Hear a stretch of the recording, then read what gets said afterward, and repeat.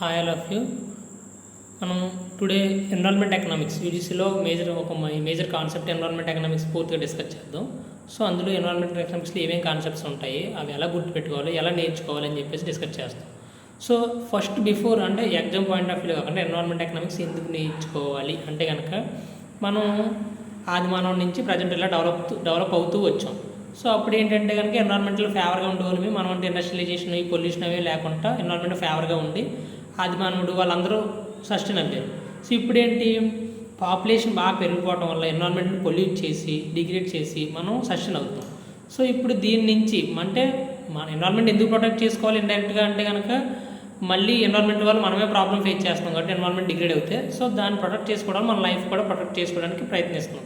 So అడవులు పెంచడం అని కానీ ఇవన్నీ అసలు మేజర్ ప్రాబ్లం ఏంటి అంటే కనుక పాపులేషన్ బాగా పెరిగిపోవడం. పాపులేషన్ పెరిగిపోవడం వల్ల ఇప్పుడు సొసైటీలో ఏమవుతుంది, ఎక్కువ కల్టివేషన్ ల్యాండ్ కావాలి అంటే మరి ఫుడ్ కావాలి కాబట్టి సో ఎక్కువ కల్టివేషన్ ల్యాండ్ అనేది ఎక్కువ కావాలి. సో అడవులు నరికేయడం కానీ ఇవన్నీ జరుగుతున్నాయి అనమాట. సో ఇల్లు కట్టుకోవడానికి ఎక్కువ లేకపోతే ఆల్రెడీ కల్టివేషన్లో ఉన్న ల్యాండ్స్ని అడవులు అది ఇల్లు కట్టుకోవడానికి ఉపయోగించడం కానీ సో ఇవన్నీ మనం ప్రాబ్లమ్స్ ఫేస్ చేస్తున్నాం బేసిక్గా. సో వీటి కోసం అయితే ఎన్విరాన్మెంట్ ఎకనామిక్స్ ఎందుకు నేర్చుకోవాలంటే కనుక ఈ ఎన్విరాన్మెంట్ డిగ్రేడేషన్ గురించి మొత్తంగా అంటే ఏ విధంగా డిగ్రేడ్ అయింది, ఇప్పుడు దాన్ని ఏ విధంగా ప్రొటెక్ట్ చేసుకోవాలి, అసలు మేజర్ రీజన్ ఏంటి, ఇవన్నీ కూడా ఎన్విరాన్మెంట్ ఎకనామిక్స్లో డిస్కస్ చేస్తాం. అసలు మెయిన్ కాజ్ ఏంటంటే పాపులేషన్. సో పాపులేషన్ ఇంక్రీజ్ అవ్వడం వల్ల ఎక్కువ రిసోర్స్ని యూజ్ చేయాల్సి వస్తుంది. ఎక్కువ రిసోర్స్ని యూజ్ చేయడం వల్ల ఆటోమేటిక్గా ఎన్విరాన్మెంట్ ప్రొటెక్ట్ చేస్తున్నాం. అంటే ఏమండి ఇప్పుడు ఎక్కువ పాపులేషన్ పెరిగింది అనుకోండి, మనకి ఎక్కువ రిసోర్స్ కావాలి. అంటే ఏంటి, ఫర్ ఎగ్జాంపుల్ ఇప్పుడు స్కూల్ ఎక్కువ పాపులేషన్ వెళ్ళిపోతే చిల్డ్రన్ ఎక్కువ పెరిగారు అనుకోండి, స్కూల్స్ ఎక్కువ కావాలంటే కొత్త స్కూల్స్ వస్తాయి. At the same time employment కావాలంటే కొత్తగా ఏమొస్తాయి, ఇండస్ట్రీస్ వస్తాయి. సో వస్తువులు కూడా ఎక్కువ అవైలబిలిటీ కావాలి కాబట్టి ఎక్కువ మంది ప్రొడ్యూస్ చేయడానికి ఇంట్రెస్ట్గా వస్తారు ఎక్కువ కంపెనీస్. సో వాళ్ళకి ఎంప్లాయ్మెంట్ కావాలి. నెక్స్ట్ ఏంటి, వాళ్ళ ఎంప్లాయ్మెంట్తో పాటు కొత్త ఏరియాల్లో వాళ్ళ ఇండస్ట్రీలు కొత్తగా ఎస్టాబ్లిష్ చేస్తారంటే ఆల్రెడీ ఇంతకుముందు వ్యవసాయం చేసి భూములు అవుతున్నాయో ఆ ప్లేస్లో ఇప్పుడు ఇండస్ట్రీస్ పెడతా ఉంటారు అనమాట. సో ఇప్పుడైతే ఇవన్నిటికీ మెయిన్ రీజన్ ఏంటంటే పాపులేషన్ పెరగడం వల్ల ఇవన్నీ అంటే బ్యాక్గ్రౌండ్లో ఇవన్నీ జరుగుతూ ఉన్నాయి. సో ఇప్పుడు మనం ఏంటి, పాపులేషన్ని సడన్గా తగ్గించడం అంటే అది ఒక మేజర్ ఛాలెంజ్. కానీ ఎన్విరాన్మెంట్ని ఎలా అప్గ్రేడ్ చేయొచ్చు, ఏ విధంగా ప్రొటెక్ట్ చేయొచ్చు, కొన్ని ఎన్విరాన్మెంట్ డిగ్రేడ్ చేసే వాళ్ళ మీద కొన్ని ట్యాక్స్ సిస్టమ్స్ ఎలా వేయాలి, లేకపోతే ఎన్విరాన్మెంట్ రిసోర్సెస్ని వాల్యూ అనేది ఎలా ఫైండ్ అవుట్ చేయాలి, ఇవన్నీ కూడా మనం ఎన్విరాన్మెంట్ ఎకనామిక్స్లో నేర్చుకుంటాం అనమాట. అసలు ఏమేమి కాన్సెప్ట్స్ ఎన్విరాన్మెంటల్ ఎకనామిక్స్లో నేర్చుకుంటాము అంటే కనుక ఫస్ట్ వచ్చేసి పాపులేషన్ థియరీస్ నేర్చుకుంటాం. పాపులేషన్ థియరీస్ ఎందుకంటే అసలు ఆప్టిమం పాపులేషన్ అంటే ఏంటి, ఆప్టిమం పాపులేషన్ ఉంటే ప్రాబ్లమ్స్ ఏమి రావా, లేకపోతే ఏ సిచ్యువేషన్లో ఉంటే ఆప్టిమం పాపులేషన్ అంటాం, వీటిని ఎవరెవరో ఏ విధంగా చెప్పారు, ఇవన్నీ కూడా ఆప్టిమం పాపులేషన్ అంటే ఏంటి నేర్చుకుంటాం. నెక్స్ట్ ఏంటి, ఆప్టిమం పాపులేషన్ తర్వాత డెమోగ్రఫీ, ఆ పాపులేషన్లో ఎలా ఉండాలి, ఏ స్టేజ్లో పాపులేషన్ ఎక్కువ ఉంటుంది, ఒక మార్టాలిటీ లేకపోతే ఫెర్టిలిటీ ఎక్కువ ఉంటే పాపులేషన్ ఎక్కువ ఉంటుంది, ఇవన్నీ కూడా సెకండ్ స్టేజ్లో నేర్చుకుంటాం. థర్డ్ ఏంటి, ఎన్విరాన్మెంటల్ థియరీస్ ఉంటాయి. ఈ థియరీస్ ఏంటంటే హాట్లింగ్ రూల్ కానీ లేకపోతే పిగియోన్ ట్యాక్స్ కానీ, అంటే ఎవరైతే పొల్యూట్ చేస్తారో వాళ్ళ మీద ట్యాక్స్ ఇంపోజ్ చేస్తాం. సార్ ఎన్విరాన్మెంట్ రిసోర్సెస్ని కొద్దిమంది తక్కువ అమౌంట్కే పర్చేజ్ చేయాలనుకుంటారు. సార్ వాళ్ళ నుంచి ప్రొటెక్ట్ చేయడానికి కొన్ని థియరీస్ ఉంటాయి. వాటి థియరీస్ మనం థర్డ్ స్టెప్లో నేర్చుకుంటాం. ఫస్ట్ స్టెప్ ఏమన్నాం, పాపులేషన్ థియరీస్ అన్నాం. రెండో స్టెప్ వచ్చేసి డెమోగ్రాఫిక్ ట్రాన్సిషన్ అన్నాం. థర్డ్ స్టెప్ వచ్చేసి ఎన్విరాన్మెంటల్ థియరీస్ నేర్చుకుంటాం. ఫస్ట్ ఏంటి, పాపులేషన్ థియరీస్లో మెయిన్ ప్రతి ఒక్కరి ఆబ్జెక్ట్ ఏంటంటే ఆప్టిమం పాపులేషన్ ఏంటి అంటే కనుక ఆప్టిమం పాపులేషన్ అంటే ఆప్టిమం అక్కడ ఉంది. ఆప్టిమం అంటే ఏంటి, ఉన్న రిసోర్సెస్ని ఆల్రెడీ ఏదైతే టెక్నాలజీ అవైలబిలిటీ ఉందో ఆ టెక్నాలజీకి యాడ్ చేయడం వల్ల ఎవ్రీ పర్సన్ కంటే యావరేజ్గా ప్రతి పర్సన్కి మ్యాక్సిమం రిటర్న్ ఫర్ హెడ్ అంటే ఏంటి, ఇప్పుడు మన దగ్గర ఒక 2 మిషనరీస్ ఉన్నాయి అనుకోండి. 2 మిషనరీస్ ఉన్నాయి. ఆ మిషన్తో మనం ఏం చేస్తాం, చాక్లెట్ ప్రొడ్యూస్ చేస్తాం అనుకోండి. ఆ మిషన్తో చాక్లెట్ ప్రొడ్యూస్ చేస్తాం. ఇప్పుడు ఏమైంది, ఒక 5 మెంబర్స్ ఉన్నారు, 2 మిషన్స్ ఉన్నాయి, 5 మెంబర్స్ ఉన్నారు. సో ఇప్పుడు ఏంటి, మన దగ్గర ఉన్న ఏదైతే రిసోర్సెస్ ఉన్నాయో ఆ రిసోర్సెస్ను ఆ మిషనరీస్ ఉపయోగించి, అంటే ఏంటి, చాక్లెట్ తయారాల్సిన రా మెటీరియల్ ఏదైతే ఉందో వాటిని ఆ మిషనరీలో ఉపయోగించి ఈ 5 మెంబర్స్ కలిపి ప్రొడ్యూస్ చేశారనుకోండి. 5 మెంబర్స్కి మ్యాక్సిమం గట్టిగా కష్టపడితే 2 మిషనరీలో ఒక్కొక్కరికి 5 చాక్లెట్స్ వచ్చాయి అనుకోండి. 5 × 5 25 అంటే మ్యాక్సిమం ఎన్ని ప్రొడ్యూస్ చేయగలరు, 25. సో ఇప్పుడు 25 కంటే తక్కువ ఒకటి ప్రొడ్యూస్ చేసినా అది ఆప్టిమాలిటీ కాదు. ఇప్పుడు ఏమవుద్ది, రిసోర్స్ని సరిగ్గా ఉపయోగించకపోవడం కానీ లేకపోతే వీళ్ళకి బెటర్గా అవుట్కమ్ ఏమవుద్ది, ఇప్పుడు 25 ఉన్నాయి, 25 కాకుండా 20 ప్రొడ్యూస్ చేసామనుకోండి. ఇప్పుడు ఏమవుద్ది, ఈచ్ పర్సన్ 4 వస్తాయి, కానీ ఎన్ని రావాలి, 5 రావాలి. అంటే ఆప్టిమం పాపులేషన్ ఈ పాపులేషన్. ఇప్పుడు అలా కాకుండా 6 మెంబర్స్ అయ్యారనుకోండి. సో 6 × 4 24 అంటే ఏంటి, ఒక మెంబర్ పెరగటం వల్ల యాక్చువల్గా 5 ఉండాలి, 5 × 5 అవ్వాలి, కానీ ఒక మెంబర్ పెరగటం వల్ల ఏమైంది 6 × 4 వచ్చింది, అంటే ఒక ఈచ్ పర్సన్కి 4 వచ్చాయి. సో ఈ పాపులేషన్ పెరగటం వల్ల అంటే ఏంటి, ఇప్పుడు ఆప్టిమమ్ పాపులేషన్ అంటే ఏంటంటే కనుక ఉన్న రిసోర్సెస్కి ఉన్న టెక్నాలజీని యాడ్ చేస్తే మ్యాక్సిమం రిటర్న్స్, ఇంకా మ్యాక్సిమం రిటర్న్స్ రావాలి. సో దాన్ని ఆప్టిమమ్ పాపులేషన్ అంటారు. సో ఈ ఆప్టిమమ్ పాపులేషన్ ఒక్కొక్కరు ఒక విధంగా డిఫైన్ చేస్తారనమాట. మెయిన్గా ఈ ఆప్టిమమ్ పాపులేషన్ థియరీని ఎవరు చెప్తారంటే కనుక ఎడ్విన్ క్యానన్ చెప్తారు. Edwin canon. So Edwin canon point of view optimum population అంటే ఏంటి సార్ అంటే కనుక maximum returns per head, maximum return per head అంటారు. మ్యాక్సిమం రిటర్న్ అంటే మ్యాక్సిమం అదే ఉన్న రిసోర్స్ని ఉపయోగించి మ్యాక్సిమం రిటర్న్స్ ఏమైతే ఉంటాయో మ్యాక్సిమం అవ్వాలి అని చెప్పి ఎడ్విన్ క్యానన్ అవుతారు. ఆ తర్వాత వీళ్ళతో పాటు ఎడ్విన్ క్యానన్ గారితో పాటు మిగిలిన కొద్దిమంది ఏం చెప్తారు, రాబిన్సన్ ఉంటారు. రాబిన్సన్ ఏమంటారంటే కనుక రాబిన్సన్ ఒకరు చెప్తారు, కార్ల్ సాండర్స్ ఒకరు చెప్తారు, నెక్స్ట్ డాల్టన్ ఒకరు చెప్తారు. వీళ్ళు ముగ్గురు కూడా సేమ్ మళ్ళీ చెప్తారు. అయితే రాబిన్సన్ ఏం చెప్తారు, మ్యాక్సిమం రిటర్న్స్ పాసిబుల్. అతనేమో ఎడ్విన్ క్యానన్ ఏమో మ్యాక్సిమం రిటర్న్స్ పర్ హెడ్ అన్నాడు. ఇప్పుడు ఇతనే ఉంటాడు మ్యాక్సిమం రిటర్న్స్ పాసిబుల్, అంటే ఏదైతే మ్యాక్సిమం రిటర్న్స్ పాసిబుల్ అవుతాయో ఆ రిటర్న్స్ పాసిబుల్ అవ్వాలని చెప్పేసి ఇతను థియరీలో చెప్తారు.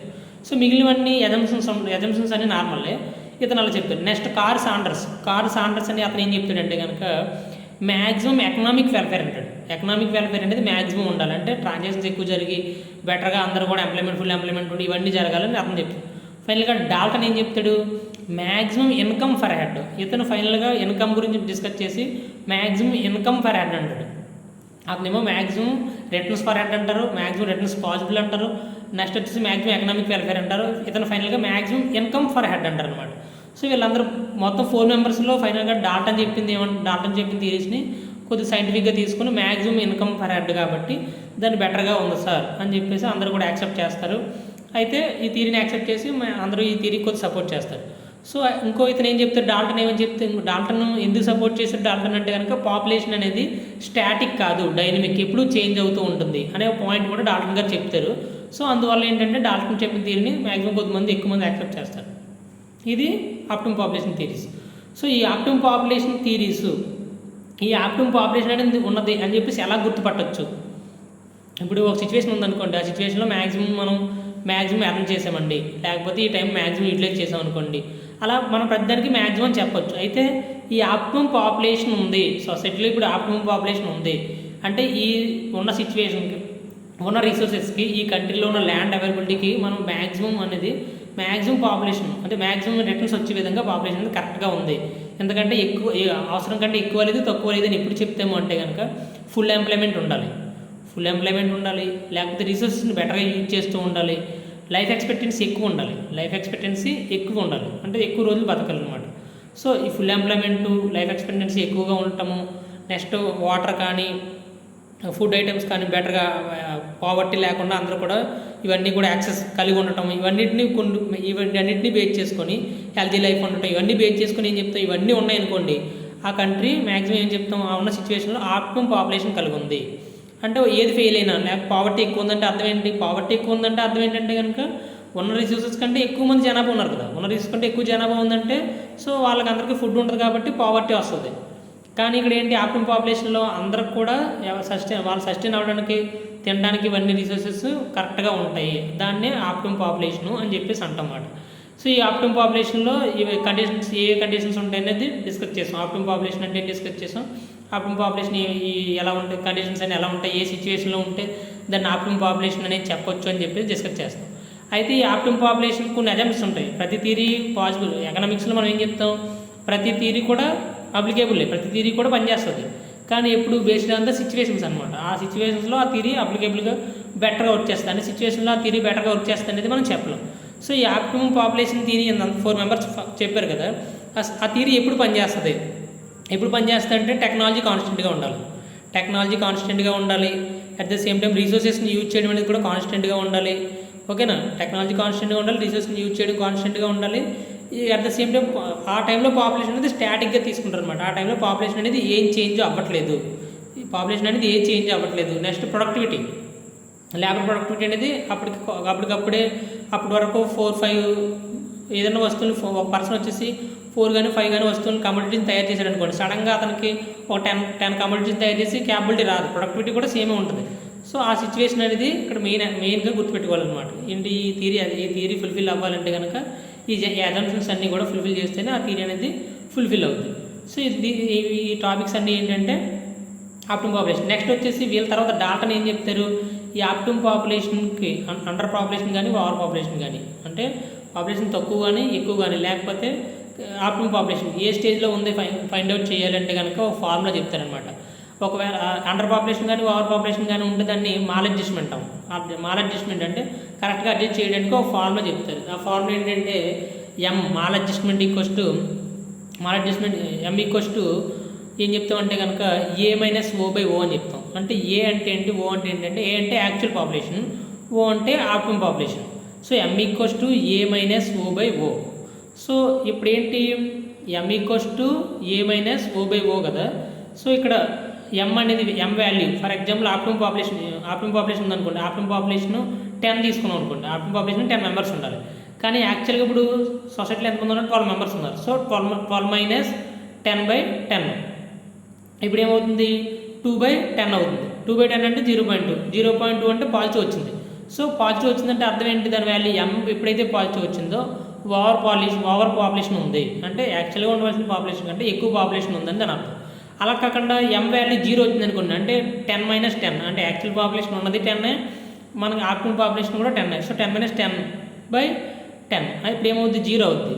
సో 0 అంటే ఏంటి, ఆప్టిమమ్ పాపులేషన్ కరెక్ట్గా ఎక్కువ లేదు తక్కువ లేదు కరెక్ట్ పాపులేషన్ ఉందని చెప్తాం. అలా కాకుండా M వాల్యూ మైనస్ వచ్చిందనుకోండి, M వాల్యూ ఎప్పుడైనా మైనస్ వచ్చిందనుకోండి, దాన్ని ఏమంటామంటే అండర్ పాపులేషన్, అంటే ఉన్నదానికంటే తక్కువ పాపులేషన్ ఉందని చెప్పేసి ఇది చెప్తాం అనమాట. మళ్ళీ ఇతను డాల్టన్ గారు కూడా ఏం చెప్తారు, ఈ ఆప్టిమమ్ పాపులేషన్ ఉంటే ఫుల్ ఎంప్లాయ్మెంట్ వస్తుంది, అందరికి కూడా బెటర్ లైఫ్ ఉంటుంది.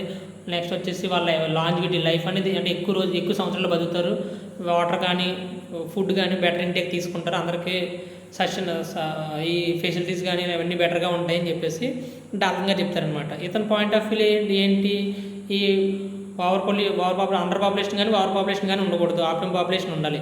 కానీ ఈ థియరీని ప్రతి ఒక్కరు క్రిటిసైజ్ చేస్తారు. ఎందుకంటే కనుక సార్ మీరు చెప్పింది బాగానే ఉంది, ఈ ఫార్ములా కూడా బాగానే ఉంది, కానీ ఆప్టిమమ్ పాపులేషన్ అనేది ఎలా ఫైండ్ అవుట్ చేయాలి, మీరు ఫార్ములా ఇది థియరీగా చెప్పుకోవడానికి బెటర్గా ఉంది, కానీ ఆప్టిమమ్ పాపులేషన్ అనేది రియల్ లైఫ్లో ఫైండ్ అవుట్ చేయడం కష్టంగా ఉంటుంది కాబట్టి ఈ థియరీ అనేది అంత బెటర్గా సక్సెస్ అవ్వకపోవచ్చు అని చెప్పేసి ప్రతి ఒక్కరు క్రిటిసైజ్ చేస్తారు. సో ఇతని తర్వాత ఎవరు వస్తారంటే కనుక మాల్థస్ వస్తారనమాట, రాబర్ట్ థామస్ మాల్థస్ అంటాం. సో రాబర్ట్ థామస్ మాల్థస్ ఇతను ఎస్ఏ అండ్ పాపులేషన్, అతను బుక్ రాస్తారు. ఎస్ఏ అండ్ పాపులేషన్ బుక్లో ఇతను పాపులేషన్ గురించి ఏం చెప్తారంటే కనుక, ఇక్కడ పాపులేషన్ ఎక్కువ ఉండడం కానీ తక్కువ ఉండడం కానీ చాలా ప్రాబ్లం ఫేస్ చేస్తాము. ఎప్పుడు కూడా పాపులేషన్ ఎక్కువ తక్కువ ఉన్నా సరే అది ఆప్టిమమ్ పాపులేషన్కి రీచ్ అయిపోతే ఖచ్చితంగా మనం ఏం చేయవసరం లేదు అని చెప్తాం. ఇతను ఏం చెప్తాడు, ఈ ఆల్రెడీ భూమి మీద ఉన్న రిసోర్సెస్ అనేవి కొద్ది మందికి మాత్రమే అవైలబిలిటీ ఉంది. సో ఎవరైనా పిలవకుండా భూమి మీదకి వచ్చారనుకోండి, వాళ్ళు అనేది ఆకలితో ఉండాలి. అంటే ఏం చెప్తామంటే కనుక ఆల్రెడీ 10 మెంబర్స్కి ఇక్కడ రిసోర్సెస్ అనేవి అవైలబిలిటీ ఉన్నాయి. సో ఆల్రెడీ 10 మెంబర్స్ కూడా ఇన్వైట్ చేసాం. ఇప్పుడు పార్టీ ఉందండి, ఓ పార్టీ పెట్టుకున్నాం, పార్టీ 10 మెంబర్స్కి వస్తారని చెప్పేసి 10 మెంబర్స్కి బిర్యానీ ప్రిపేర్ చేసాం. సో ఇప్పుడు ఏమైంది, 10 మెంబర్స్ వచ్చారు, వాళ్ళందరికీ బిర్యానీ ప్రిపేర్ అయ్యి సిద్ధంగా ఉంది. కానీ ఎవరైతే పిలవకుండా 11th మెంబర్ వచ్చారో వాళ్ళకనేది వాళ్ళు ఏం చేయాలి, ఆకలితో ఉండాలి. సో అదేవిధంగా భూమి మీద కూడా రిసోర్సెస్ అనేవి లిమిటెడ్గా ఉన్నాయి. సో ఆ లిమిటెడ్ కాకుండా ఎవరైతే పిలవకుండా అన్ఇన్వైటెడ్ అంటాం మనం, అంటే ఎవరైతే పిలవకుండా వస్తారో వాళ్ళు మాత్రం ఆకలితో ఉండాలి అని చెప్పేసి ఈ మాల్థస్ అనే వ్యక్తి చెప్తారు. దీన్నే ఇంకో ఎడ్విన్ క్యానన్, ఈజీ డాల్టన్ అనే వ్యక్తి కూడా ఈ విషయాన్ని చెప్తారనమాట, ఈజీ డాల్టన్. సో మెయిన్గా ఎవరు చెప్తారు ఈ థియరీ అంటే కనుక మాల్థస్ చెప్తారు. ఈ విషయానికి ఈజీ డాల్టన్ కూడా చెప్తారు. అయితే ఏంటి, ఇతని పాయింట్ ఆఫ్ వ్యూలో ఏంటి, ఆప్టిమమ్ పాపులేషన్ ఎలా ఉంటుంది అని చెప్పేసి అంటే కనుక మీన్స్ ఆఫ్ సబ్సిస్టెన్స్ అంటాం. అంటే ఏంటి, ఉన్న రిసోర్సెస్కి పాపులేషన్కి ఎప్పుడు కూడా ఈక్వల్గా ఉండాలి. అంటే ఎంత పాపులేషన్ ఉందో ఆ population equals to availability of resources, అంటే ఈ రిసోర్సెస్కి రెండు బ్యాలెన్స్గా ఉండాలి. అలా కాకపోతే కనుక పాజిటివ్ చెక్స్ కానీ నెగిటివ్ చెక్స్ కానీ అంటాం. పాజిటివ్ చెక్స్ అంటే ఏంటి, నెగిటివ్ చెక్స్ అంటే ఏంటంటే కనుక ఏదైనా ప్రాబ్లమ్స్ అనమాట, పాపులేషన్ పెరిగిపోవడం కానీ పాపులేషన్ తగ్గిపోవడం కానీ, అవి ఏవో పాండమిక్స్. ఇప్పుడు పాపులేషన్ పెరిగిపోయింది అనుకోండి, ఏమవుతుందంటే కనుక పాండమిక్ కానీ, నెక్స్ట్ వచ్చేసి ఫ్లడ్స్ కానీ, డిసీజెస్ కానీ ఏదో వచ్చేసి మళ్ళీ ఆప్టిమమ్ పాపులేషన్కి వచ్చేస్తుంది. ఫర్ ఎగ్జాంపుల్ తీసుకుందాం అనుకోండి, ఇప్పుడు 100 మెంబర్స్ ఉండాలి ఇప్పుడు కూడా సొసైటీలో ఉన్న రిసోర్స్ని బట్టి, అంటే మాల్థస్ ప్రకారం 100 మెంబర్స్ ఉండాలి. సో ఈ 100 మెంబర్స్ కంటే ఎక్కువ ఇప్పుడు ఒక 100 కాస్త ఏమైంది 150 అయ్యింది అనుకోండి. ఇప్పుడు ఏమవుతుందంటే కనుక వీళ్ళు ఎవరికి సరిగా ఫుడ్ ఉండదు, తినడానికి సరిగా ఫుడ్ ఉండదు. ఎందుకంటే 100 మెంబర్స్ మాత్రమే రిసోర్సెస్ ఉన్నాయి కాబట్టి మిగిలిన 50 మెంబర్స్ ఆకలితో ఉంటారు. కొద్ది రోజులకి ఏమవుద్ది, ఆకలి వల్ల కొద్దిమంది చచ్చిపోతారు. సో అలా ఆకలి వల్ల చచ్చిపోయి మళ్ళీ ఏంటి 100 మెంబర్స్కి మాత్రమే మళ్ళీ మిగులుతారనమాట. అలా కాకుండా ఒకసారి పాపులేషన్ తగ్గిపోయింది అనుకోండి, పాపులేషన్ తగ్గిపోతే ఏమైంది, ఉన్న రిసోర్స్ 100 మెంబర్స్ ఉన్నాయి కానీ పాపులేషన్ వచ్చేసి 70 మెంబర్స్ ఉన్నారనుకోండి. ఇప్పుడు ఏమవుతుందంటే కనుక వీళ్ళందరికీ ఎక్కువ రిసోర్స్ అవైలబిలిటీ ఉన్నాయి కాబట్టి ఇక్కడ బర్త్ రేట్స్ అనేవి పెరుగుతాయి అనమాట. బర్త్ రేట్స్ పెరిగి, ఎందుకంటే వాళ్ళ లైఫ్ అనేది బెటర్గా ఉంది కాబట్టి, రిసోర్స్ కూడా బెటర్గా ఉన్నాయి కాబట్టి బర్త్ రేట్స్ అనేవి పెరిగి మళ్ళీ పాపులేషన్ ఆప్టిమమ్ పాపులేషన్ 100 రీచ్ అవుతుంది. సో ఓవర్ పాపులేషన్ ఉన్నా లేకపోతే అండర్ పాపులేషన్ ఉన్నా ఫైనల్గా ఏమవుతుంది, పాజిటివ్ చెక్స్ నెగిటివ్ చెక్స్ వచ్చి మళ్ళీ ఆప్టిమమ్ పాపులేషన్ రీచ్ అవుతుంది అని చెప్పేసి ఇతను చెప్తాను అనమాట. ఏవైనా సరే ఆప్టిమమ్ పాపులేషన్ అనేది సొసైటీలో ఎప్పుడు ఉంటుంది. ఎప్పుడైనా ఎక్స్ట్రా అయిందంటే మాత్రం ఏదో ప్రాబ్లం వచ్చి తగ్గించడం కానీ, లేకపోతే తక్కువ ఉంటే కనుక వీళ్ళు ఎక్కువ మంది పిల్లలు పుట్టడం వల్ల కానీ ఫైనల్గా ఆప్టిమమ్ పాపులేషన్ అనేది రీచ్ అవుతామని చెప్తారనమాట. సో ఇతను చెప్పిన దాంట్లో ఏంటని చెప్తారంటే మెయిన్ పాయింట్, పాపులేషన్ అనేది సొసైటీలోనేమో పాపులేషన్ అనేది ఏమో ఆర్థమెటిక్ వే, అంటే 1 2 3 4 అలా ఇంక్రీజ్ అవుతుంది. కానీ పాపులేషన్ అనేది 1 2 3 పాపులేషన్ అనేది జామెట్రిక్ వే అంటే ఏంటి, 2 4 6 8 అలా జామెట్రిక్ వే అంటే మల్టిపుల్ వేలో పెరుగుతూ ఉంటుంది. కానీ ఫుడ్ సప్లై అనేది ఏంటి, అర్థమెటిక్లో 1 2 3 4 +1లో జరుగుతూ ఉంటుంది. సో ఎప్పుడైతే పాపులేషన్ ఏమో జామెట్రిక్ వేలోని, ఫుడ్ సప్లై ఏమో అర్థమెటిక్ వేలో పెరుగుతూ ఉంటే సో వీళ్ళిద్దరికీ ఈక్వల్ అవ్వదన్నమాట. ఇంబ్యాలెన్స్ ఏర్పడి పాజిటివ్ చెక్స్ కానీ నెగిటివ్ చెక్స్ కానీ వచ్చేసి మళ్ళీ ఓవర్ పాపులేషన్ కానీ అండర్ పాపులేషన్ కానీ వచ్చి మళ్ళీ ప్రాబ్లమ్స్, ఎపిడమిక్ సిచ్యువేషన్స్ కానీ, డిసీజెస్ కానీ, ఫ్లడ్స్ కానీ ఇవన్నీ వచ్చేసి, డ్రాప్స్ కానీ వచ్చేసి మళ్ళీ ఆప్టిమమ్ పాపులేషన్ రీచ్ అవుతాము అని చెప్పేసి ఇతను చెప్తారు. సో ఇతని థియరీ అప్పుడులో బాగా సక్సెస్ అవుద్ది, అన్నీ బెటర్గా ఉంటాయి. కానీ ఇతని థియరీ ఓన్లీ డెవలపింగ్ కంట్రీస్ కానీ అన్డెవలప్డ్ కంట్రీస్కి మాత్రమే యాక్సెప్టబుల్ అవుద్ది. ఏదైతే డెవలప్డ్ కంట్రీస్ ఉన్నాయో వాళ్ళకి యాక్సెప్టబుల్ కాదు. ఎందుకు కాదు సార్ అంటే, ఏదైతే డెవలప్డ్ కంట్రీస్ ఉన్నాయో వాళ్ళు ఏంటి, రిసోర్స్ అనేవి ఇప్పుడు ప్లేస్ ఉందనుకోండి, ఇల్లు కట్టుకుంటే వాళ్ళు ఏం చేస్తారు, 2-3 ఫ్లోర్స్ అదే ప్లేస్లో 2-3 ఫ్లోర్స్ వేస్తారు డెవలప్డ్ కంట్రీస్. సో అంటే వాళ్ళ దగ్గర ఉన్న టెక్నాలజీ వల్ల ఇప్పుడు ఏమైంది, అదే ప్లేస్లో ఒక 5-6 ఫ్యామిలీస్ ఉంటున్నాయి కాబట్టి ఎక్కువ ప్లేస్ అవసరం లేదు. అంటే కల్టివేషన్లో ఉన్న ల్యాండ్ని మనం హౌస్కి మళ్ళీ యూజ్ చేసి కల్టివేషన్లో బయట తీసుకొచ్చేయడం అవసరం లేదు. సో ఏమైంది, టెక్నాలజీ పెరగడం వల్ల. At the same time food supply ఏంటి, వాళ్ళు ఇండస్ట్రియలైజేషన్ ఉపయోగించడం వల్ల ఫుడ్ సప్లైని కూడా ఎక్కువ బెటర్గా ప్రొడ్యూస్ చేస్తారన్నమాట. తక్కువ ప్లేస్లోనే ఎక్కువ క్రాఫీలు ఇచ్చి వెరైటీస్ని ఉపయోగించి వాళ్ళు ఎక్కువ ఫుడ్ సప్లై కూడా ప్రొడ్యూస్ చేస్తారు. ఓకేనా. నెక్స్ట్ హెల్త్ సిస్టమ్ కూడా వాళ్ళు డెవలప్డ్ కంట్రీస్ కాబట్టి హెల్త్ సిస్టమ్ కూడా బెటర్గా ఉంటుంది. ఈ ఫెమైన్స్ లేకపోతే డిసీజెస్ వచ్చినప్పుడు కూడా వాళ్ళు కంట్రోల్ చేస్తారు. సో ఫైనల్గా ఇతను చెప్పిన థీరీస్ ప్రతి వేలో కూడా, అంటే ప్లేస్ సరిపోతుంటాడు, ప్లేస్కి ఆల్టర్నేటివ్ చూస్తారు. హెల్త్ బెటర్గా ఉంటుందంటే హెల్త్ కూడా బెటర్గా ఆల్టర్నేటివ్ చూస్తారు. అట్ ద సేమ్ టైం ఏంటి, ట్రాన్స్పోర్టేషన్ కాస్ట్ కానీ ఇవన్నీ ప్రాబ్లం అవుతాయని చెప్తారు. దానికి ఫుడ్ సప్లై అంటారు. సో అన్నిటికి కూడా డెవలప్డ్ కంట్రీస్లో ఇతను చెప్పిన ప్రాబ్లమ్స్ ఏదైతే ఉన్నాయో వాటన్నిటికి కూడా సొల్యూషన్ ఉండి ఫైనల్గా సొల్యూషన్ ఉండటం వల్ల ఏమవుద్ది, ఇతని థియరీ ఫెయిల్ అవుతుంది. కానీ అన్డెవలప్డ్ కంట్రీస్లో ఏమవుద్ది అంటే కనుక ఇతని థియరీ బాగా సక్సెస్ అవుతుంది. ఏ విధంగా అంటే కనుక అన్డెవలప్డ్ కంట్రీస్లో అంత డెవలప్డ్ టెక్నాలజీ ఉండదు. సో వాళ్ళకి హై హీల్డ్ క్రాప్ వెరైటీస్ ఉపయోగించలేరు. సో మళ్ళీ అట్ ద సేమ్ టైం అక్కడ ఏంటి, బర్త్ రేట్స్ ఎక్కువ ఉంటాయి. వాళ్ళ యొక్క పర్ క్యాపిటల్ ఇన్కమ్ తక్కువగా ఉండటం వల్ల ఫుడ్ ఇంటేక్ సరిగా ఉండదు, న్యూట్రిషన్ సరిగా ఉండవు. ఇవన్నిటి వల్ల ఎప్పుడైతే పాపులేషన్ పెరిగిందో అక్కడ పాపులేషన్ పెరగడం వల్ల ఎపిడమిక్స్ కానీ, ఈ ఆకలి వల్ల చనిపోవడం కానీ ఇవన్నీ జరిగి పాపులేషన్ అనేది మళ్ళీ బ్యాక్ వస్తుంది. పాజిటివ్ చెక్స్ నెగిటివ్ చెక్స్ అనేవి అన్డెవలప్డ్ కంట్రీస్లో ఉంటాయని చెప్పేసి చెప్పిన థియరీ. ఏదైతే అన్డెవలప్డ్ కంట్రీస్, డెవలపింగ్ కంట్రీస్ ఉంటాయో అక్కడ బాగా సక్సెస్ అవుద్ది, అది సక్సెస్ అవుద్ది అనమాట. ఇక్కడ డెవలప్డ్ కంట్రీస్లో ఫెయిల్ అవుతుంది. సో ఇవన్నీ ఏంటి అంటే కనుక పాపులేషన్ థియరీస్. ఫస్ట్ 4 మెంబర్స్ చెప్పారని చెప్పాము. ఎవరు, ఎడ్విన్ క్యానన్ చెప్పారు, రాబిన్సన్ చెప్పారు, కార్ల్ సాండర్స్ చెప్పారు, డాల్టన్ చెప్పారు. ఆ తర్వాత డాల్టన్ తర్వాత మాల్థస్ కూడా, వీళ్ళందరూ పాపులేషన్ థియరీ చెప్పారు. అసలు ఆప్టిమమ్ పాపులేషన్ అంటే ఏంటి, ఆప్టిమమ్ పాపులేషన్ లేకపోతే ఏమవుతుంది, ఇవన్నీ ఆప్టిమమ్ పాపులేషన్ వచ్చాయి. ఇప్పుడు పాపులేషన్ గురించి డిస్కస్ చేసిన తర్వాత నెక్స్ట్ ఏంటి, డెమోగ్రఫీ. అసలు ఈ పాపులేషన్ గురించి డిస్కస్ చేసాం. ఆప్టిమమ్ పాపులేషన్, అసలు పాపులేషన్ ఎలా పెరుగుతుంది, డెమోగ్రఫీ అనేది ట్రాన్సిషన్ ఏ స్టేజ్లో ఎలా జరుగుతుంది, డెవలపింగ్ కంట్రీస్లో ఎలా ఉంటుంది, డెవలప్డ్ కంట్రీస్లో ఎలా ఉంటుంది. సో ఇవన్నీ కూడా ఇతను డెమోగ్రాఫిక్ ట్రాన్సిషన్ అంటాం. డెమోగ్రాఫిక్ ట్రాన్సిషన్ ఫ్రాంక్ డబ్ల్యూ నాటస్టైన్ అన్న వ్యక్తి ఫస్ట్ డెమోగ్రాఫిక్ ట్రాన్సిషన్ అనే పదాన్ని ఉపయోగిస్తారు. అట్ అడాల్ఫ్ ల్యాండ్రేన్ కానీ, సో ఇంకొక అడాల్ఫ్ ల్యాండ్రేన్ అతను కూడా ఈ డెమోగ్రాఫిక్ ట్రాన్సిషన్ థియరీ చెప్తారు. మెయిన్గా డెమోగ్రాఫిక్ ట్రాన్సిషన్ అంటే ఏంటి, ట్రాన్సిషన్ అంటే పరివర్తనం. సో అది డెవలప్ అవడం అనమాట. అంటే ఏమీ బాగా హై పాపులేషన్ స్టేజ్ నుంచి సరిగా హెల్త్ గట్రా బెటర్గా లేని స్టేజ్ నుంచి బెటర్ పొజిషన్కి మనం డెవలప్ అవడం అనమాట. సో ఇతను ఏం చెప్తారు, ఫ్రాంక్ డబ్ల్యూ నాటస్టైన్ ఫస్ట్ 3 స్టెప్స్లో చెప్తారనమాట. 3 స్టేజెస్లో చెప్తారు. ఏంటి మొత్తం ఈ డెమోగ్రాఫిక్ ట్రాన్సిషన్ అనేది 3 స్టేజెస్లో ఉంటుంది. ఆ 3 స్టేజెస్ ఏంటంటే కనుక, ఒకటి pre industrialization stage. Pre industrialization అంటే ఇండస్ట్రియలైజేషన్ కంటే ముందు. నెక్స్ట్ వచ్చేసి ఏంటి, ఎక్స్పాన్షన్ స్టేజ్. ట్రాన్సిషనల్ స్టేజ్ అంటాం, ట్రాన్సిషనల్ స్టేజ్. థర్డ్ వచ్చేసి post transitional stage. Pre industrialization, transitional stage, post transitional stage. So ఫర్దర్గా మళ్ళీ ఇతనే దీన్ని కొద్ది ఈజీగా అర్థం అవడం కోసం ఏం చేస్తారంటే 3 స్టేజెస్ని కాస్త 4 స్టేజెస్ చేస్తారు. అదేంటి, pre industrial stage, early transitional stage, late transitional stage, post transitional stage. So first ఆ 4 స్టేజెస్లో పాపులేషన్ అనేది ఎలా ఉంటుంది అంటే, ఫస్ట్ ప్రీ ఇండస్ట్రియలైజేషన్. సో అప్పుడు మనకి ఏ అవేర్నెస్ ఉండదు. High birth, high death. అంటే ఎక్కువ మంది పుడతా ఉంటారు.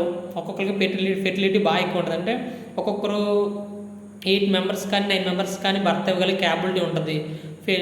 అండ్ లైఫ్ ఎక్స్పెక్టెన్సీ త్వరగా పుడతారు, త్వరగా చచ్చిపోతారు.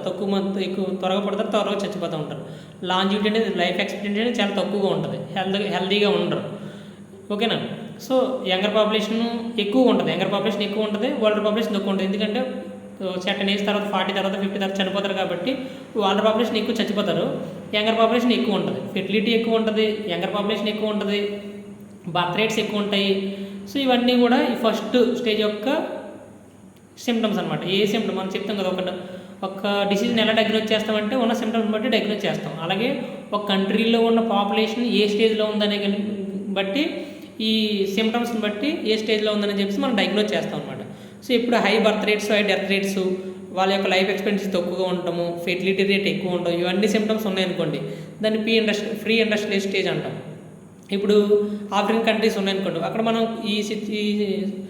ఈ సిమ్టమ్స్ అంటే ఏదైతే సిమ్టమ్స్ ఉన్నాయో, అదే ప్రజెంట్ ఏ కండిషన్స్ ఏదైతే ఉన్నాయో అవన్నీ కూడా మనం అక్కడ అబ్జర్వ్ చేయొచ్చు అనమాట. అంటే ఏంటి, ఎక్కువ బర్త్ రేట్స్ ఉండడం కానీ, ఎక్కువ మంది మనం న్యూస్లో చూస్తూ ఉంటాం ఎక్కువ.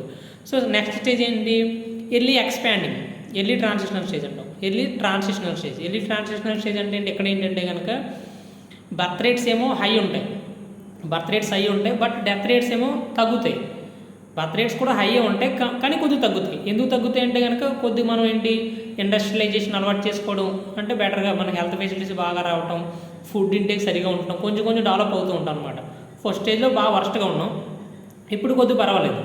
సో ఈ స్టేజ్లో ఏంటి, కొద్దిగా బెటర్గా ఉండటం వల్ల బర్త్ రేట్స్ మాత్రం సేమ్, ఫెర్టిలిటీ రేట్ హైగా ఉంటుంది, యంగ్ పాపులేషన్ ఎక్కువ ఉంటుంది.